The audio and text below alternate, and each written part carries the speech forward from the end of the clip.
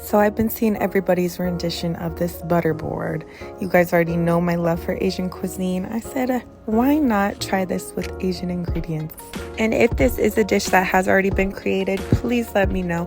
I am in no way trying to take credit for any culture's dish. I'm just simply using ingredients I love. So instead of using butter, I'm going to be using silken tofu. I'm going to be using both of those silken tofus. And then to a blender, we're just going to add both of those containers in and blend it all up. You don't need to add any liquid or anything. It is going to come out so creamy and velvety. Creamy and creamy.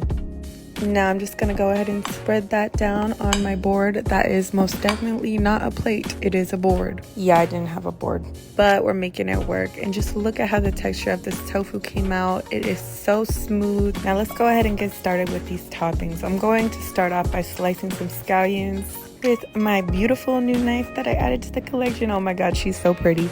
Then I'm just going to slice up some cilantro. And now we are going in with a crap load of chili oil. I'm the first to admit when I'm wrong. I might have added a little too much, but to each his own. I personally like chili oil to be the predominant flavor in everything and overpower any of the dishes I eat. Next, I've got some black beans. They add a nice salty savoriness to this dish. I'm just gonna scatter a few here and there.